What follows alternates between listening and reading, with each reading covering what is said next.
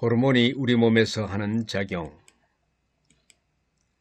우선 호르몬이 무엇인지, 인체의 어느 기관에서 분비되는지, 어떤 작용을 하는지부터 파악하자. 호르몬은 눈에 보이지 않을 정도로 극소량이 분비되지만 특정 장기로 흘러가 신호를 전달해 신체적인 반응은 물론 정신적인 반응까지 만들어낸다. 특히 감정과 매우 밀접한 관련이 있다. 누군가의 감정이 극단으로 치닫거나 반대로 평온하고 안정적인 경우 그때마다 호르몬이 활약을 한다. 이제 호르몬에 관한 기초 지식을 알아보자. 호르몬은 무엇이고 어떻게 분비되는가? 호르몬. 그동안 호르몬이란 용어를 많이 들어왔지만 호르몬이 구체적으로 무엇인지를 아는 사람은 그리 많지 않다. 현재 호르몬은 의학적으로 약 3,000 내지 4,000가지 정도가 존재하는 것으로 알려졌지만 전반적으로 작용과 역할이 파악된 호르몬은 100여 가지에 불과하다. 그만큼 호르몬은 여전히 인간에게 미지의 세계이다. 더구나 호르몬은 밀리그램 단위로 분비되는데 눈으로는 거의 알아볼 수 없을 정도의 극소량이다. 이렇게 적은 양이지만 적정량에 약간이라도 못 미치거나 많아지면 우리 몸은 대혼란에 빠진다. 그렇다면 과연 호르몬의 정체는 무엇일까? 신체 내에 있는 유선 전화와 와이파이, 호르몬이라는 단어는 불러일으키다, 자극하다, 흥분시키다는 의미의 그리스어 호르메네인이라는 말에서 유래했다. 어원만 봐도 호르몬은 무언가 기존에 없던 새로운 역할이나 기능을 끌어내는 것이라고 유추할 수 있다. 의학적인 정의는 몸의 내분비 기관에서 합성, 분비되어 체액을 통해 몸속 여러 기관으로 운반되어 필요한 기능을 하게 만드는 화학 물질이다. 이는 결국 인체 내 장기들의 기능을 조절하는 역할을 한다는 의미이다. 인체 내에는 뇌, 간, 위, 장, 신장, 부신 등 많은 장기가 존재한다. 이들은 모두 각각의 고유 기능을 수행하지만 우리 몸은 전체적으로 하나여서 각 장기는 필요에 따라 서로에게 신호를 보내 협동해서 일해야 한다. 사람들처럼 서로 마주보고 대화하거나 통화 혹은 문자를 주고받으면서 의사소통을 하는 것과 유사한 과정이 필요한 것이다. 우리 몸은 이런 인체 내 소통을 위해 두 개의 별도 시스템을 가지고 있다. 하나는 신경계, 또 하나는 내분비계 호르몬을 분비하는 세포 혹은 조직으로 이루어진 기관계이다. 강남 세브란스 병원의 안철우 교수는 신경계를 유선전화의 내분비계를 와이파이에 비유한다.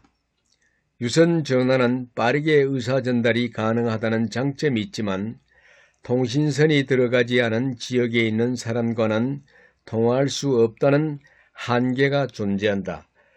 즉 신성한 의사소통 하기 전에 신경계를 한번 보시겠습니다. 중추신경계와 말초신경계가 있습니다. 신경계에는 중추신경과 말초신경계가 있습니다. 말초신경계는 다시 체성신경계와 자율신경계가 있습니다. 자율신경계에는 다시 교감신경계와 부교감신경계가 있다고 볼 수가 있겠습니다. 신경계의 도구이지만 넓은 의미의 지역을 전부 커버하기는 힘들다. 반면에 와이파이는 비록 신호가 약해서 느릴 수는 있지만 광범위한 지역으로 전달이 가능하다.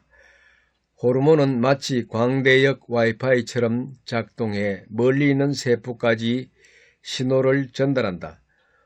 호르몬을 좀 더 깊이 이해하기 위해 신경계와 내분비계를 자세히 알아보자. 신경계는 신경세포라고 불리는 것을 통해 서로 연락을 취한다. 많이들 알고 있는 뉴런도 신경세포의 일종이다. 신경계는 다시 중추신경, 뇌척수와 말초신경계로 구분된다. 중추신경계는 외부에서 들어오는 자극을 종합해서 반응을 생성하고, 말초신경계는 중추신경계와 말초기관을 연결한다. 말초신경계는 또다시 체성신경계와 자율신경계로 구분된다. 체성신경계는 인간이 의식적으로 조절할 수 있으나 자율신경계는 의식적으로 조절할 수 없다. 자율신경계는 서로 반대되는 작용을 하는 교감신경계와 부교감신경계로 나누어진다. 이런 신경계는 다발을 이룬 섬유를 통해 서로 직접적으로 연락한다. 마치 통신선을 통해 유선 전화를 거는 방식과 유사하다. 반면에 내분비계는 섬유다발이 아닌 호르몬을 분비하고, 이 호르몬이 혈액, 체액을 타고 특정 장기로 흘러들어가 서로 연락을 하는 개념이다. 이 과정에서 호르몬은 다른 장기나 세포에는 아무런 영향을 미치지 않고 애초 원했던 특정 장기나 세포에만 작용하게 된다. 이를 다른 말로 호르몬 수용체라고 한다. 따라서 해당 호르몬에 대한 수용체를 가지고 있는 세포는 그 호르몬에 반응하지만 수용체가 없는 세포는 반응하지 못한다. 호르몬 분비를 조절해주는 특정한 방식. 호르몬 분비를 조절해주는 특정한 방식. 호르몬에는 중요한 특징이 하나 있는데 그것은 부족하거나 과도하게 분비되면 안 된다는 점이다. 즉, 딱 맞는 양이 딱 맞는 시기에 분비되어야 한다. 예를 들어 배가 고플 때 식욕을 불러일으키는 그렐린이 계속해서 분비된다면 우리는 아무리 음식을 먹어도 만족할 줄 모른다. 이를 막기 위해 인체는 자체적으로 호르몬의 분비량을 조절하는 다양한 방법을 가지고 있다. 첫 번째는 길항을 통한 방법이다. 길항이란 서로 버티고 대항한다는 의미이다. 특정 호르몬이 과잉 분비될 조짐을 보이면 그 반대의 호르몬을 분비해 길항작용을 통해 균형을 유지시킨다. 인체의 에너지가 떨어지면 그렐린을 분비해 식욕을 높이지만 어느 정도 배가 차면 렙틴을 내보내어 포만감을 느끼게 해서 그만 먹도록 만드는 시기다.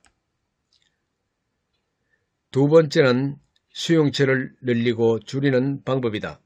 호르몬이 분비되어도 수용체가 줄어버리면 그 분비의 효과가 떨어지게 된다.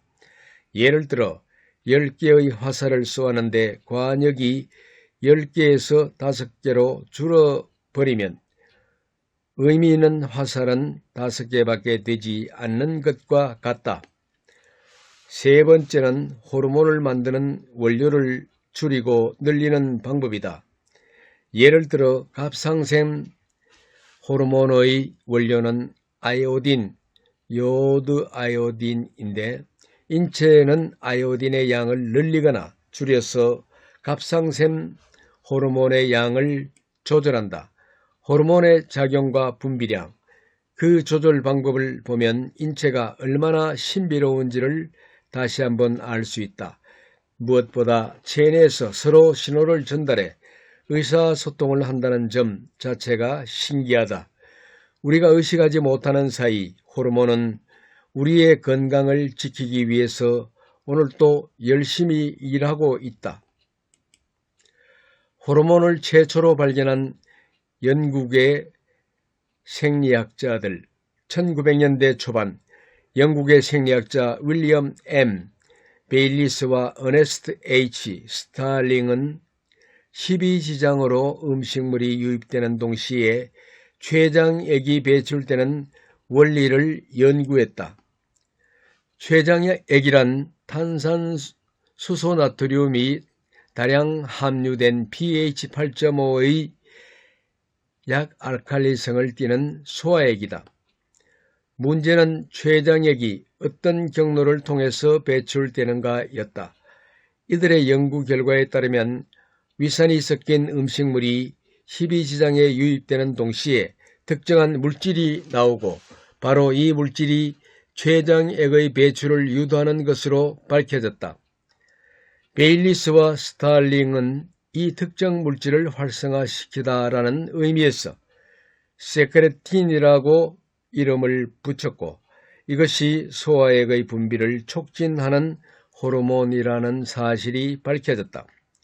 췌장액이나 쓸개즙의 분비를 촉진시키는 세크레틴이 세계 최초로 발견된 호르몬이다.